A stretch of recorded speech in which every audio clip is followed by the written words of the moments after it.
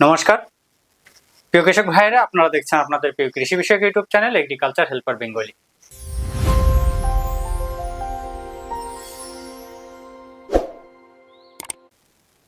প্রিয় কৃষক ভাইরা, আজ আমরা এই ভিডিওতে যে বিষয়টা নিয়ে আলোচনা করব সেটি হচ্ছে আমরা এনপিকে সারের হিসাব কি করে বের করব সেই বিষয়টা জানব। আমি সকল কৃষক ভাইদের বলবো যে আপনারা যারা এই ভিডিওটা দেখছেন অন্তত একটা খাতা পেন নিয়ে বসুন। যদি সম্ভব না হয় তাহলে ভিডিওটাকে সেভ করে রাখবেন, প্রয়োজন অনুসারে পরবর্তীতে আবার রিপিট করে ভিডিওটা দেখবেন। এনপিকে সারের যে হিসাব কেন বের করা প্রয়োজন বা কেন জানা প্রয়োজন, এর অনেকগুলো কারণ আছে। আমরা বাজার থেকে যে সকল সার কিনে নিয়ে আসি সেইগুলো কিন্তু আমাদের মূল সার নয়। আমাদের মূল সার কি? আমাদের মূল সার হচ্ছে সেই সারের মধ্যে কতটা পরিমাণে এই নাইট্রোজেন, কতটা পরিমাণে ফসফরাস, কতটা পরিমাণে পটাশ আছে, সেটা হচ্ছে মূল উপাদান। কোনো সারের মধ্যে কম আছে, কোনোটার মধ্যে বেশি আছে। তাহলে আমাদেরকে তো সেই সঠিক মানটা বের করতে হবে। আমাদের যদি বলে যে আপনাকে আপনার 1 বিঘা জমিতে 10 কেজি নাইট্রোজেন প্রয়োজন, তার মানে কি আপনি 10 কেজি ইউরিয়া সার দেবেন? তাই কিন্তু নয়।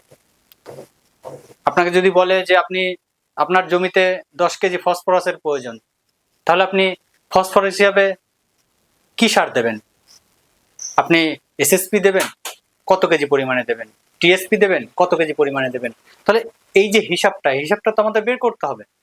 এই হিসাবটা না জানার কারণে বেশিরভাগ ক্ষেত্রে দেখা যায় যে দোকানে আমরা যখন বলি আমাদেরকে 1 বস্তা 10-26 দাও, দোকানদার বলে 10-26 নেই, আপনি অন্য একটা সার নিয়ে যান, 14-35-14 নিয়ে যান, 12-32-16 নিয়ে যান। বা 14-35-14 আনতে গিয়ে দোকানদার বলে এখন তো এটা নেই, আপনি 10-26 নিয়ে ব্যবহার করুন, 1 বস্তা 10-26 নেন, আপনার একই কাজ পাবেন। আমাদের ভুল বোঝানো হয়।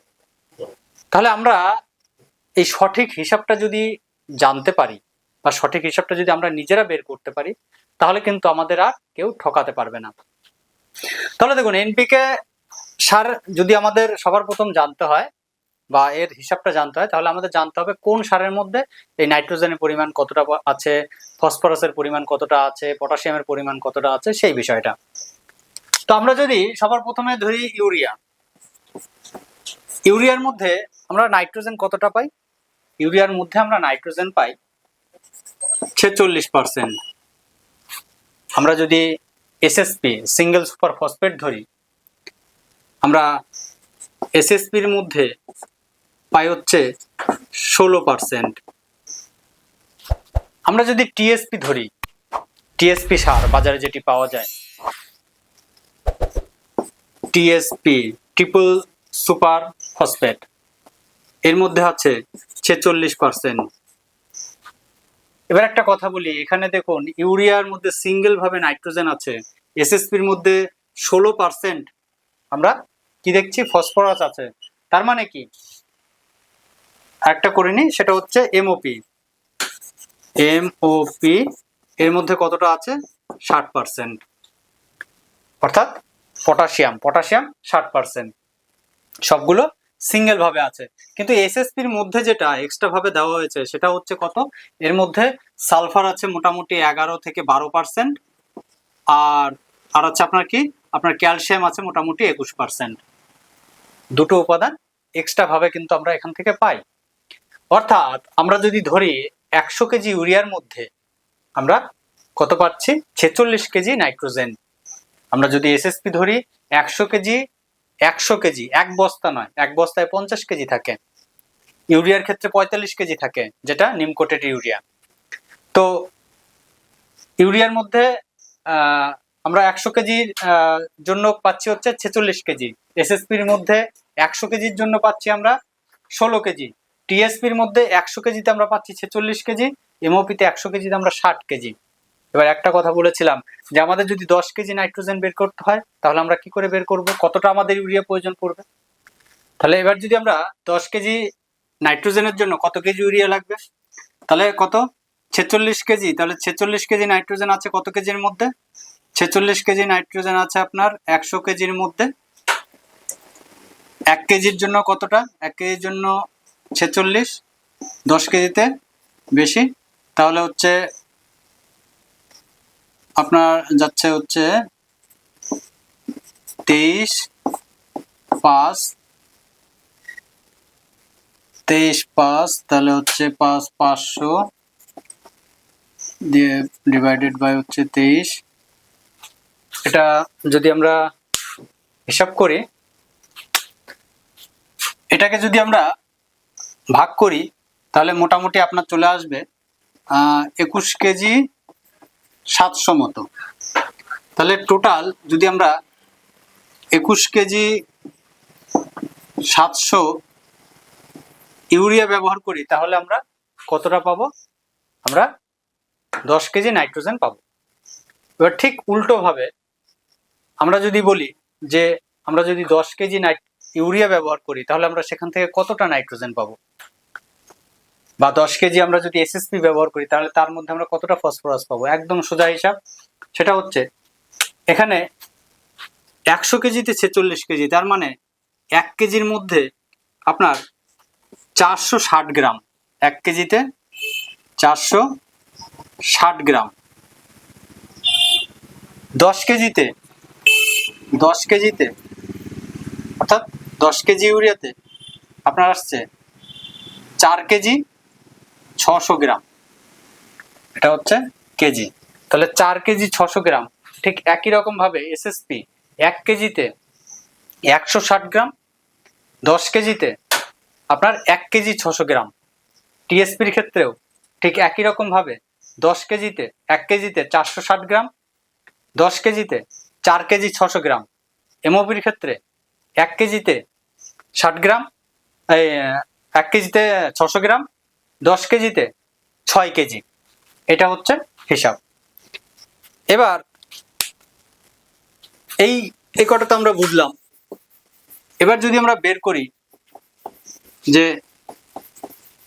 10-26-26 এর মধ্যে আমরা কি দেখতে পাই। 10-26-26 এর মধ্যে দেখুন, আমরা এনপিকে 10-26-26, 12-32-16,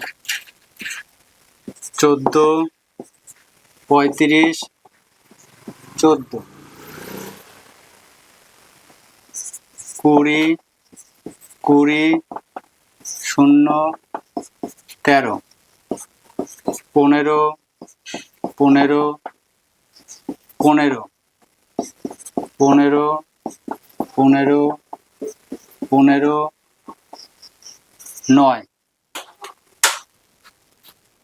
এই যে এনপিকে যেগুলো আমরা গ্রেডের গুলো পাই, 10-26-26, 12-32-16, 14-35-14, 20-20-0-13, 15-15-15, 15-15, 15-9, এগুলো প্রথমটা হচ্ছে নাইট্রোজেন। তার মানে 100 কেজির মধ্যে 10 KG nitrogen, 26 KG phosphorus, 26 KG potassium. 12 KG nitrogen, 32 KG phosphorus, 16 KG potassium.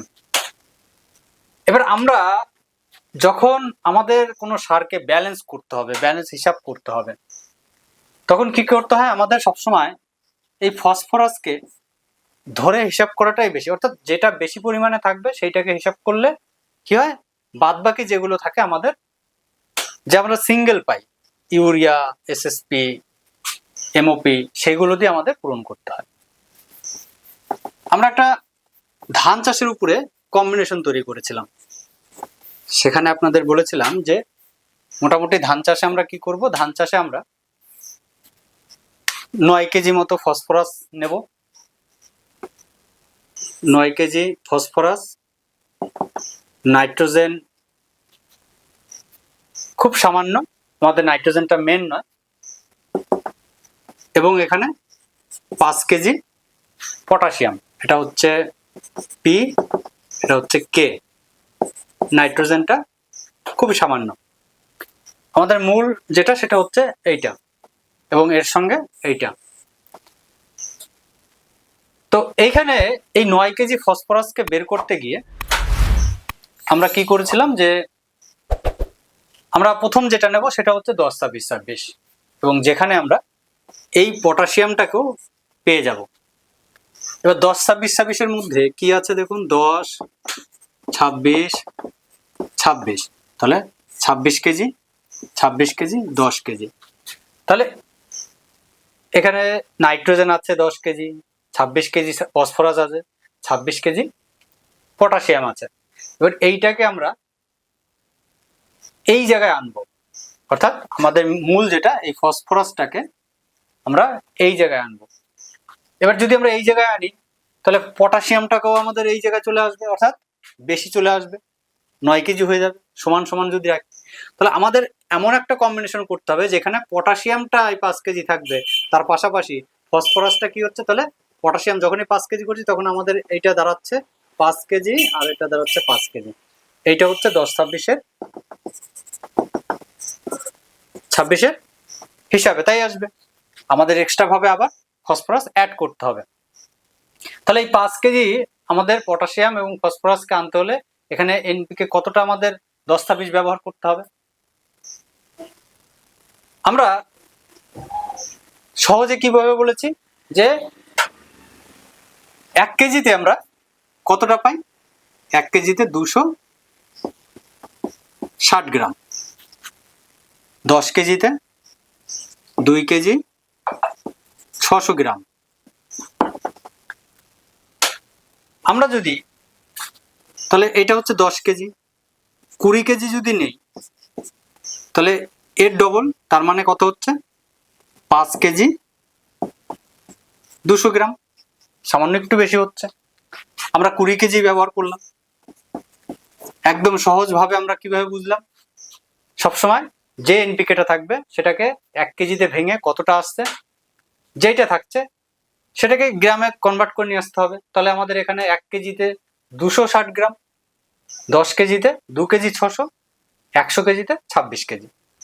তাহলে ঠিক একই রকম ভাবে 10 কেজিতে 2 কেজি 600, 20 কেজিতে 5 কেজি 200। তাহলে আমরা কত নেব বলছি, 5 কেজি নেব। এবার এই 5 কেজি এই 5 কেজি তাহলে সমান হয়ে যাচ্ছে, সামান্য একটু বেশি হচ্ছে, 200 গ্রাম বেশি হচ্ছে, আমরা ধরলাম সেম সেম। তাহলে এইখানে আমাদের 4 কেজি বাকি রয়েছে। এই 4 কেজি আমরা কি দিয়ে পূরণ করব। এবার দেখুন, যখন 10-26 নিচ্ছি তখন আমরা কিন্তু এখানে কিছুটা নাইট্রোজেন পাচ্ছি। তাহলে এখান থেকে কতটা নাইট্রোজেন পাচ্ছি, এটা 10 কেজিতে 1 কেজি, 20 কেজিতে 2 কেজি। তাহলে এখানে আমাদের কিন্তু এক্সট্রা ভাবে আমরা 2 কেজি নাইট্রোজেন পেলাম। তাহলে 2 KG 5 KG 5 KG nitrogen, phosphorus, potassium তিনটেই পেয়েছি। কিন্তু না, আমরা কি বলছি যে ফসফরাস যেটা সেটা কিন্তু কম আছে, 4 কেজি কম।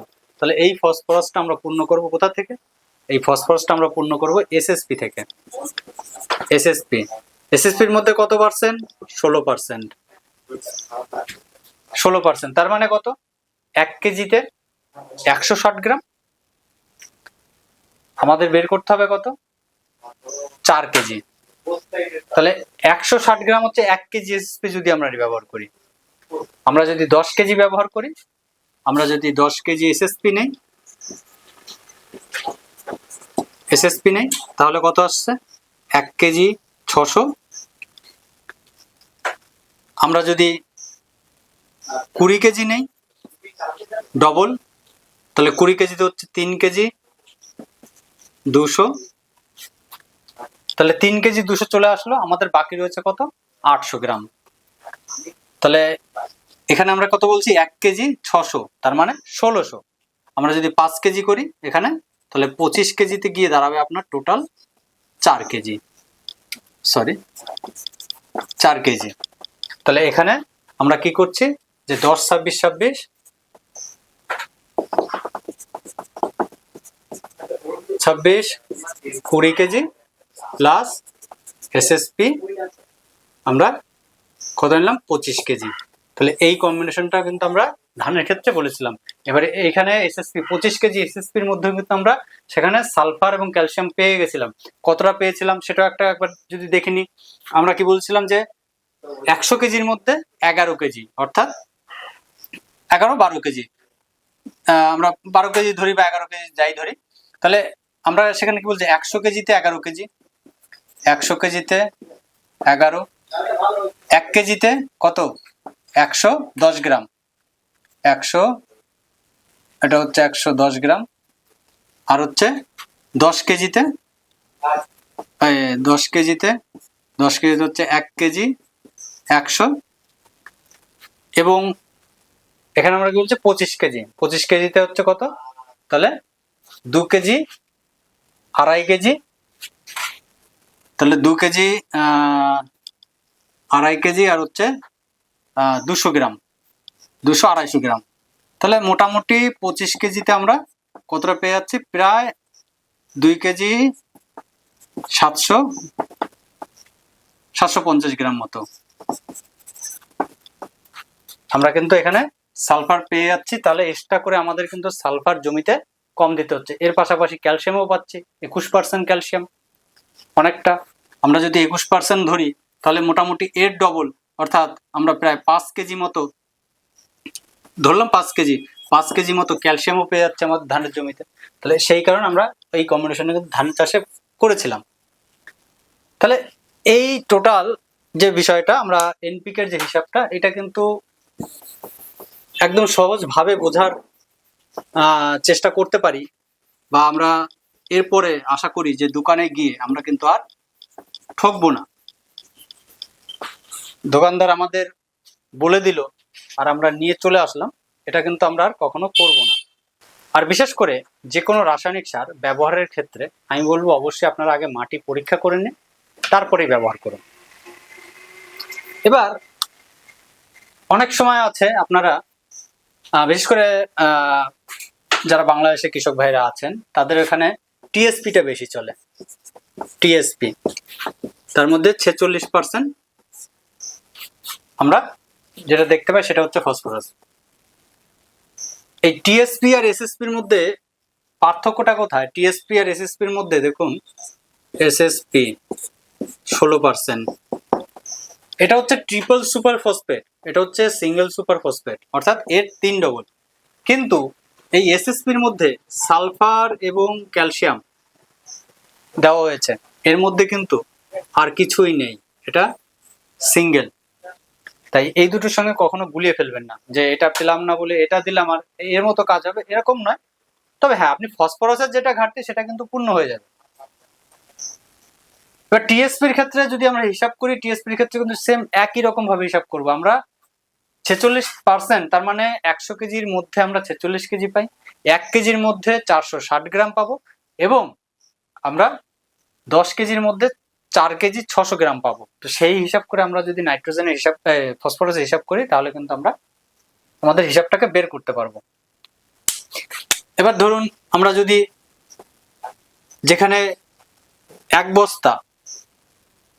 আমরা 1 বস্তা এসএসপি সার ব্যবহার করতাম, তাহলে তার মানে কি 8 কেজি আমরা 8 কেজি ফসফরাস পেতাম।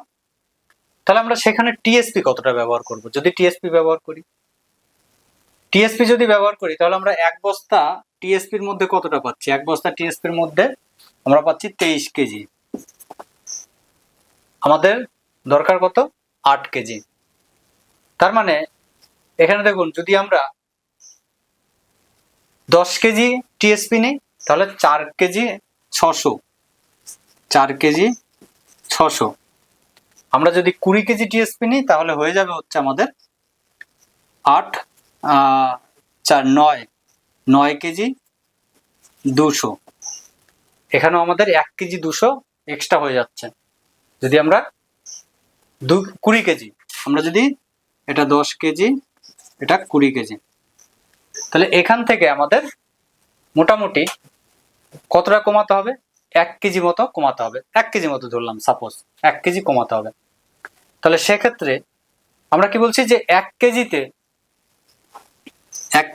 460 গ্রাম। আমরা যদি 2 কেজি কমিয়ে নিই, এখানে আপনার 2.5 কেজি যদি কমাই তাহলে গিয়ে আপনার কিন্তু এই 8 কেজিতে দাঁড়াচ্ছে, অর্থাৎ 1 কেজিতে 460, 2 কেজিতে 920। তাহলে 920 আমাদের বেশি ছিল কত, প্রায় 300 গ্রাম। তাহলে প্রায় 2.5 কেজি যদি আমরা কমাই, অর্থাৎ আমাদের 17 কেজি 500 যদি আমরা টিএসপি ব্যবহার করি, তাহলে কিন্তু আমরা এই যে 1 বস্তা এসএসপির সমান আমরা পাবো। অনেকেই ভাববে এত কম, কিন্তু আমাদের অঙ্কের হিসাবে দেখতে হবে যে কম নয়। আমরা কি দিচ্ছি, আমরা শুধু সার দিচ্ছি না, আমরা সারের মধ্যে থাকা উপাদানটাকে দেখছি। আমরা উপাদানটা কত পরিমাণে দিলাম সেটা আমরা হিসাব করব, আমরা শুধু সার হিসাব করবো না। আমরা 1 বস্তা 1 বস্তা এসএসপি দিলাম মানে একটা হিউজ অ্যামাউন্টের সার আমরা জমিতে দিলাম, আর আমরা টিএসপি দিলাম মাত্র 17 কেজি, তাতে আমাদের একই কাজ হবে? হ্যাঁ হবে, কারণ আমাদের তার মধ্যে যে উপাদানটা আছে, তার যে পার্সেন্টেজটা আছে সেটা কিন্তু সেম। তাই এখানে হচ্ছে এই যে বিষয়ে যে আমাদের ভুল ধারণাগুলো ছিল, এই ভুল ধারণাগুলোকে কাটানোর জন্য আমাদের কিন্তু এই হিসাবগুলোকে জানতে হবে। তো যাই হোক প্রিয় কৃষক ভাই, ভিডিওটা অনেকটাই বড় হয়ে গেল। যদি ভালো লাগে তাহলে ভিডিওটিকে অবশ্যই লাইক করবেন, ভিডিওটি শেয়ার করবেন সকলের মাঝে, যেন সকলেই এই বিষয়ে জানতে পারে। আর যদি আমার এখানে কোথাও ভুল হয়ে থাকে, আপনাদের যদি মনে হয় আমি কোথাও ভুল করেছি, তাহলে অবশ্যই সেই ভুলগুলো আমাকে ধরিয়ে দেওয়ার চেষ্টা করবেন। আর যদি মনে হয় যে না আরেকটু অন্যরকম ভাবে বোঝালে ভালো হতো, বা আপনারা আরো সহজভাবে বুঝতে পারতেন, সেই রকম যদি কোনো রকম মনে হয়, তাহলে অবশ্যই সেটাও জানাবেন। কিভাবে বোঝালে, বা আপনারা যদি দু একটা উদাহরণও দিয়ে দেন যে এই এই বিষয়টার উপরে বোঝাতে পারলে, বা আমি যদি বোঝাই আপনাদের, তাহলে আপনারা বুঝতে পারবেন ভালোভাবে, সেটিও অবশ্যই আপনারা আমাকে জানাবেন। আর তাহলে আজ এই পর্যন্তই রাখছি ভিডিওটি। দেখা হবে আবার নতুন কোনো ভিডিওতে। নমস্কার।